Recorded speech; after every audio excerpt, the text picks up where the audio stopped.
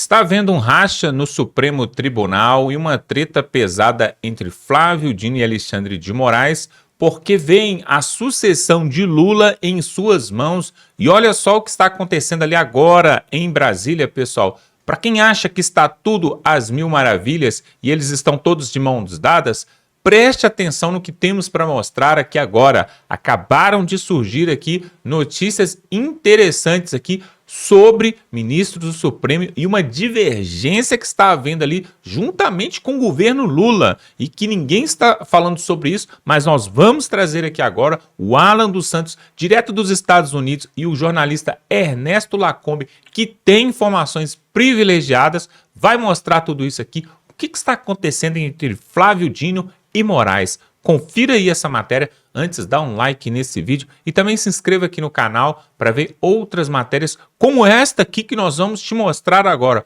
O clima está tenso e pesado ali. Confira aí, voltamos em seguida. Quando eu vejo o Flávio Dino usando alguma palavra normal, eu penso assim, ele teve um media training, alguém chegou para ele. Porque você não consegue ver o Flávio Dino como alguém letrado, né? Mas ele se acha. Eu tenho dificuldade. Tanto se acha que ele já está imbuído da herança do PT. Eu vejo no Flávio Dino a pessoa que pretende ser o herdeiro do Lula. Interessante. Eu não duvido nada. Eu não duvido nada. E ele foi para o STF para abafar o Alexandre de Moraes. Porque o Alexandre de Moraes não é Lula. Alexandre, mas também tem o desejo de concorrer à presidência, isso já foi falado pelo Talhaferro, pelo menos. Também. O Alexandre de Moraes também. Então, ali tem dois brigando dentro do STF por uma herança que tem ali na frente. Só que um é do sistema e o outro é da esquerda. Não, e você conta para alguém, Zibenberg, você que está mais tempo aqui nos Estados Unidos, você conta para um americano que houve um sujeito que estava no Executivo Federal, que era ministro da Justiça, e aí eleito senador, né, mas estava como ministro da Justiça, e que foi indicado para a STF. Aí, antes de ir para o STF, já aprovado, tendo nome aprovado, ele foi para o Senado Federal, assumiu por 2 semanas, se não me engano, 2 ou 3 semanas o cargo no Legislativo, e depois foi para o Judiciário.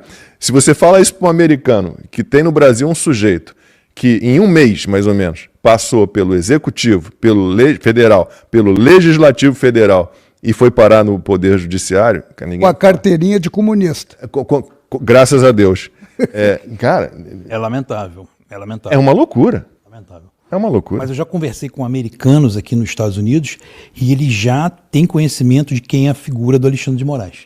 Hoje você já conversa com americanos que eles falam, no Brasil existe um juiz que toma decisões de maior relevância até que o presidente. Então, é um caso, o que eles fizeram no Brasil, esse modelo de totalitarismo com o apoio do judiciário, existem pessoas nos Estados Unidos, americanos, que eles já prestam atenção num regime totalitário que pode vir também com forte apoio do Poder Judiciário, o que foi experimentado também na Venezuela. Né? Na Venezuela, assim que o Hugo Chávez tomou o poder, ele aumentou o número de juízes para enfraquecer os juízes que não estavam aliados a ele aumentou o número, colocou os juízes dele, foi enfraquecendo, e aí ele teve o apoio do Judiciário e do Exército. Então, assim foi a tomada de poder na Venezuela. E no Brasil aconteceu isso, e realmente essa questão do Dino, eu já ouvi isso também, tá, do Flávio Dino, dele ter ido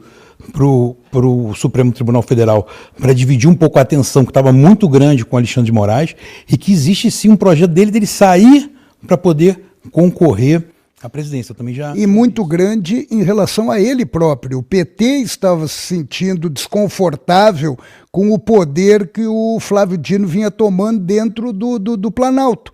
Então, joga ele lá para o STF, lá ele vai fazer o trabalho que a gente pretende e depois ele volta para cá. Ou seja, em qualquer situação perdemos. Onde quer que ele esteja, nós perdemos. Vamos lá. Os Estados Unidos, como eu disse no início, reafirmaram que vão responder a essa condenação absurda do Jair Bolsonaro, né? O número 2 no Departamento de Estado, né, o vice-secretário do Departamento de Estado, está só abaixo do Marco Rubio, que é o Christopher Landau, ele afirmou que os Estados Unidos vão manter essa perspectiva de responder à condenação do Bolsonaro, mesmo com a ameaça de o ex-presidente ser condenado a cumprir pena na Papuda.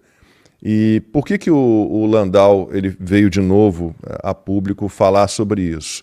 Porque chegou a ele uma reportagem, né, da Folha de São Paulo, o destaque dessa reportagem, um título, que era o seguinte: Trump levará Bolsonaro à Papuda se aumentar sanções ao Brasil, dizem ministros do STF que reagiram com indignação à ameaça dos Estados Unidos. Vocês vejam que o título repete, é um jornalismo, ó, Paulo, negócio de louco.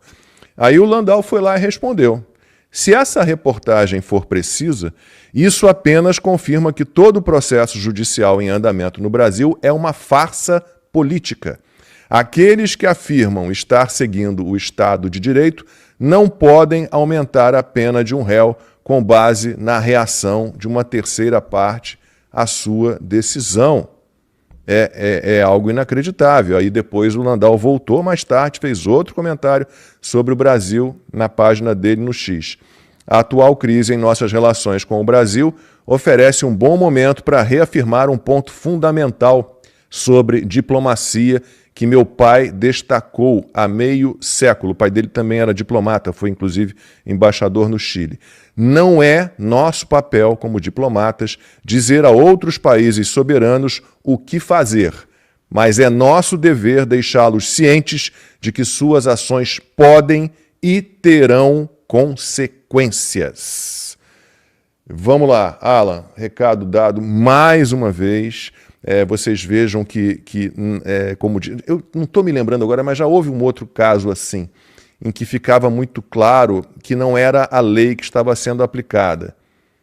Então, nesse caso se vierem novas sanções, o Bolsonaro vai para a Papuda.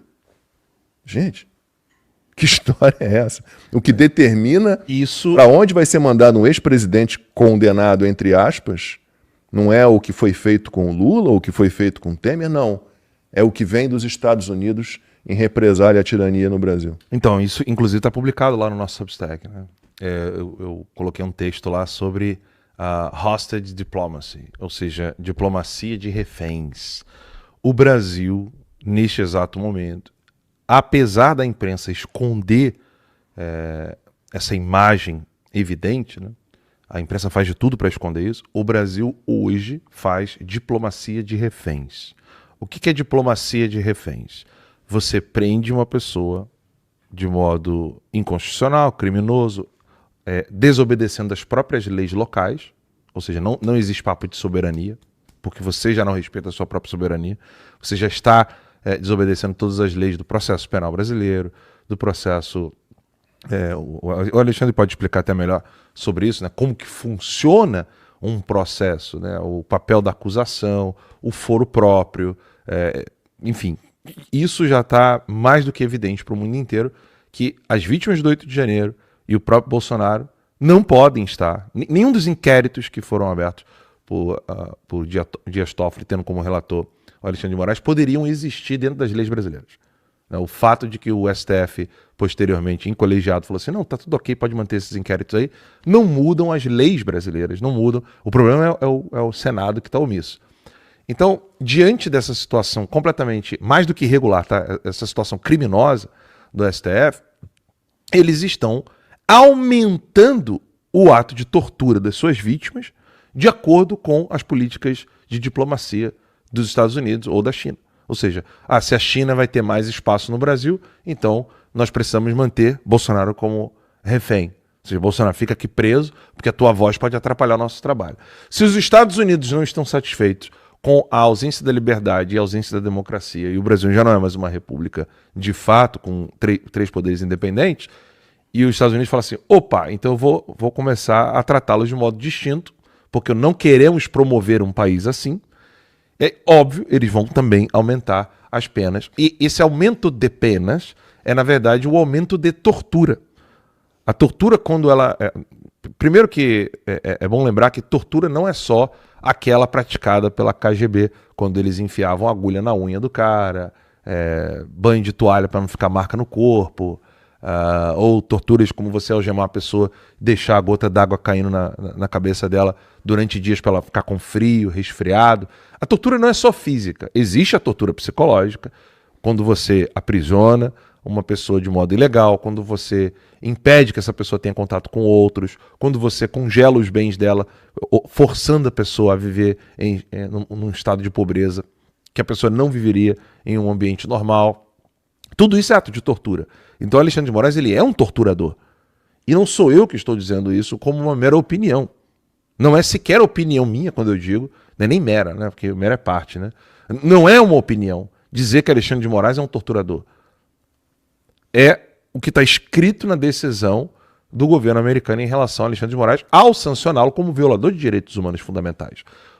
O que a imprensa esconde de você é que hoje o Brasil cuida, né, com muitas aspas, dos seus reféns nos moldes de China, Coreia do Norte, Irã e companhia. Essa é a dura realidade brasileira. O fato de não termos quantitativamente jornalistas falando isso abertamente não muda o cenário concreto real. Esse é o problema do Brasil hoje. Quando alguém às vezes me pergunta, será que a gente vai conseguir sair dessa situação? O problema é esse.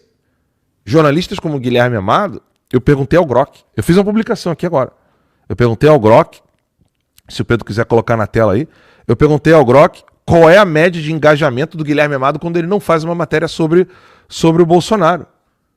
Se você for no perfil do Guilherme Amado, ele tem 2.000 curtidas quando ele está falando do Bolsonaro. Quando não é do Bolsonaro, o próprio Grok, serviço de inteligência do antigo Twitter, o X, diz que o engajamento dele é cerca de 245 de curtidas. Quer dizer, 2.000 para 245, é isso? Não, aqui, ó, ele está falando o seguinte, ó, baseado em 50 posts recentes de Guilherme Amado, excluindo os que mencionam Bolsonaro ou termos relacionados, a média de curtidas não é 1.000 não, é 245. Aí quando ele fala do Bolsonaro? Não, é quando fala, eu posso perguntar aqui pro Grok, ele não colocou o contrário, mas é maior, é bem maior. Quando você vai no perfil do Guilherme Amado, por exemplo, vou aqui agora te mostrar. Esse aqui é o Guilherme Amado, 13 curtidas. Olha isso aqui, lá como se você postar, você tira meleca, você tem mais curtida que o Guilherme Amado. Isso não vai acontecer. Não, mas você tem mais, olha aqui, 13 curtidas. 3 curtidas. Olha isso aqui, Eu gente. sou técnico da Alemanha, né? Não, mas olha isso aqui. 3 curtidas. 3. Trump, 82 curtidas. 4 curtidas. Aí agora, quando ele fala do Bolsonaro, eu vou subir aqui para que vocês possam ver. Quando ele fala aqui, ó, Bolsonaro, Michele Eduardo, são os mais rejeitados em pesquisas, de acordo com a Genial Quest. Aí, 1.300 curtidas. Ou seja, se ele não fala, ele não tem relevância, porque ele não está alimentando a ira dos seus apoiadores. Esse é o jornalismo de hoje. O Paulo estava falando, não sei nem como chamar isso, né? Que eu não consigo ver isso como jornalismo. Eu também tenho dificuldade de entender que tipo de profissão é essa, se não agente, né? Um agente mesmo partidário, um agente de desinformação. Desinformação não, mas um agente de desestabilização, né? Como dizia o Yuri Bezmenov, ex-agente da KGB. Mas esse pessoal, eles não têm relevância se eles não falarem as asneiras que eles falam do Bolsonaro. Se eles falarem qualquer outro assunto, eles não têm relevância. Não tem. O Paulo, é impressionante em relação a isso que o Alan trouxe, né? O jornalista, ele, por natureza, ele teria que ser um sujeito curioso e ele trabalha basicamente a partir de perguntas. Então, por exemplo, pegando alguns casos, esse caso da Folha de São Paulo, que teve a reação do Christopher Landau, né, que é o vice-secretário do Departamento de Estado aqui dos Estados Unidos, um vice-ministro das Relações Exteriores, em que ministros do STF dizem a jornalistas reservadamente que se os Estados Unidos vierem com mais sanções contra autoridades brasileiras, que o Bolsonaro vai para Papuda. E ninguém pergunta, mas peraí, isso não é correto, né? Isso não tem nada a ver. Ou quando o Flávio Dino vem com essa historinha de abrir um inquérito sobre Covid, ninguém chega. Mas peraí, todos os estudos a partir de agora dizem que máscara é assim. Mas peraí, o Flávio Dino, o senhor não estava lá no consórcio do Nordeste? Não é melhor investigar aqueles 50 milhões que foram gastos respiradores nunca entregues? Os jornalistas, eles perderam completamente a capacidade de perguntar quando vem o Alexandre de Moraes, ou vem Gilmar Mendes, ou vem Flávio Dino dizer se passar o projeto da anistia vai ser considerado inconstitucional. Nenhum jornalista puxa a Constituição e mostra lá artigo 5º, incisos 43 e 44. Me diga aqui, por favor, onde está escrito aqui que é inconstitucional? Eu acho que a derrocada, claro, por interesses, né, escusos, né, mercadológicos, financeiros, né, políticos, ideológicos, abandonaram completamente a curiosidade e as perguntas. É proibido perguntar. Existe jornalismo que abre mão de perguntar, Paulo?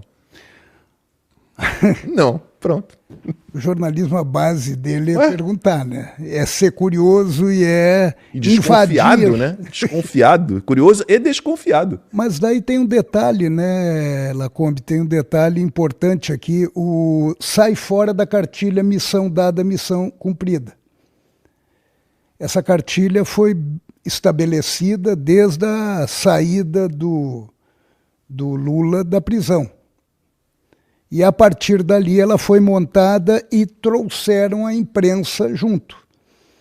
Essa imprensa que trabalha exatamente em relação a não perguntar. Ela não pergunta. Ela apenas transmite o que tem que ser dito e o que está dentro da cartilha do missão dada, missão cumprida. Eu vi o Alan falando agora do que vem acontecendo em relação ao Flávio Dino, que agora você acabou de colocar também, que levantou essa ação, ou ressuscitou essa ação, né? Porque é impressionante. A ação contra ele dos respiradores foi engavetada. Sim, e ele falou que usou cloroquina, né? Vai investigar, vai ser E o investigado Alan também. mostra Vai que- se incluir. Exato. E sobre esses pontos tratados aqui pelo Alan dos Santos e o Ernesto Lacombe, eu queria destacar aqui um ponto muito interessante, que eles falaram que a censura e a perseguição, a tortura psicológica, mental, ela deve aumentar até as eleições de 2026. Eleições essas que serão cruciais e até mesmo para os próximos 20 anos do Brasil. E por que você vai entender? Nessas eleições, o Lula tem um plano. Diferente da direita, que parece que não faz plano nenhum, né? E fica esperando as coisas acontecer, cair do céu, vir Trump ajudar, o Bolsonaro voltar para o Brasil mudar. A esquerda faz planos, é por isso que eles estão no poder há tanto tempo. E qual que é o plano deles? O Lula já falou, já externalizou ali o seu plano, que é o quê? Ser o primeiro e único presidente a ter 4 mandatos no país. É uma ditadura, né? É uma ditadura, se permanece ali, se perdura. Agora, por que ele quer esse 4º mandato, pessoal? Não é só pelo capricho, não é só pelo status, não é só por isso. Preste atenção, pessoal. Preste atenção como o jogo político funciona. A partir do dia 1º de janeiro de 2017, o novo presidente que assumir, quer seja ele Lula, quer seja Bolsonaro, quer seja Tarcísio de Freitas, quer seja o Fernando Haddad, ele poderá, nos próximos 2 anos a 2 anos e meio, indicar nada mais, nada menos do que 3 novos ministros para o Supremo Tribunal, com a aposentadoria de Carmen Lúcia, Gilmar Mendes e o Fux. E aí o que vai acontecer? Pessoal, se hoje nós temos o judiciário mandando e desmandando, inclusive o judiciário já falou que qualquer projeto de anistia, quando passar ali na Câmara, for para o Senado, que chegar lá em cima nos altos poderes, que é o Executivo e o Judiciário, eles vão barrar. Né? Inclusive, pedidos de impeachment, o Gilmar Mendes deixou claro, não vai passar nenhum pedido de impeachment de ministro no Supremo Tribunal. Mas por que eles fazem isso? Você precisa entender o jogo político. Por que eles fazem isso? Porque o PT indicou 7 ministros nos últimos anos para o Supremo Tribunal Federal. Gilmar Mendes indicado pelo FHC, que também é de esquerda, ele fala que é centro-direita, mas não é. E ainda nós temos o Moraes sendo indicado pelo Michel Temer. Ou seja, 90% do judiciário ali da Suprema Corte foi indicado por um governo de esquerda, ou pelo menos centro-esquerda. Por isso que eles controlam o Senado Federal, a Câmara, controlam até mesmo o Executivo, né? E tem até algumas linhas aí de pensamento que falam que controlam até as eleições, né? Vamos deixar isso para outros assuntos. Agora preste atenção, pessoal. Se caso a direita conseguisse, então, eleger um presidente que fosse realmente conservador, realmente de direita, em 2026, aí indicando mais 3 ministros conservadores também, poderia, juntamente com o André Mendonça e o Cássio Nunes, equilibrar essa balança. Porém, pessoal, tem uma outra coisa aqui que eles não falaram aqui durante esse bate-papo ali, na timeline, que é muito importante, que está sendo ventilado, está sendo falado ali em Brasília, e se trata do Tarcísio de Freitas. A atual conjuntura que nós temos ali política no Brasil, ali em Brasília, é que Jair Bolsonaro ou continua preso com a tornozeleira eletrônica na sua casa, ou vai para um presídio, ou para a Polícia Federal, vai cumprir. Até agora nós temos esse cenário. Pode acontecer uma reviravolta e ele ser, né, descondenado e até mesmo se ficar elegível e participar das eleições 26? Pode. Mas 90% de chance que o cenário não mude. E aí o que acontece? Já estão pleiteando aí, né, o Tarcísio de Freitas como o candidato da direita. Só que eu queria mostrar para vocês algo muito interessante. O Tarcísio de Freitas está com uma aproximação gigantesca ao Kassab, Gilberto Kassab, PSD, ao Centrão. E isso não é nada bom para os interesses da direita. Por quê? Se hoje nós temos toda essa confusão aí com Jair Bolsonaro, deputados presos, deputados exilados como o Eduardo Bolsonaro e a Carla Zambelli, deputados de direita no caso, é porque o senhor Valdemar da Costa Neto conseguiu, de forma milagrosa, tirar a direita ali do poder e fazer com que Jair Bolsonaro tivesse hoje nesse processo ali, nesse inquérito. Olha só, tem 2 figuras, pessoal, que participaram ali do governo de Jair Bolsonaro, 2 figuras que participaram do governo de Jair Bolsonaro ativamente e que não estão nesse processo aí, nesse julgamento do STF. Nem no primeiro núcleo, no segundo, no terceiro, nem no quarto. E o nome deles é Valdemar da Costa Neto. Se houve um golpe, ou pelo menos uma tentativa de golpe, o Valdemar não sabia de nada, não participou de nada. Muito estranho, né? Pois é. E outra coisa, o senhor Hamilton Mourão, general Hamilton Mourão, que hoje é senador da República, foi vice-presidente de Jair Bolsonaro e também não sabia de nada, não arquitetou nada. Essas 2 figuras, pessoal, eles trabalham por fora e são suspeitos. Por quê? Eu não boto a mão no fogo em nenhum dos 2. E o Tarcísio, pessoal, você já observou que quando vai falar do STF, do Supremo, de ministros, das urnas, de temas polêmicos, o Tarcísio não fala, o Tarcísio fica calado. Ah, mas espera aí, mas o Tarcísio é de direita, ele foi ministro do Bolsonaro e papapá. Pessoal, não se iludem. Na hora do pega pra capar, falando assim bem, num vocabulário bem claro, cada um pula fora e busca o seu próprio interesse. O Tarcísio é o seguinte, é o que está na melhor situação hoje em dia. Por quê?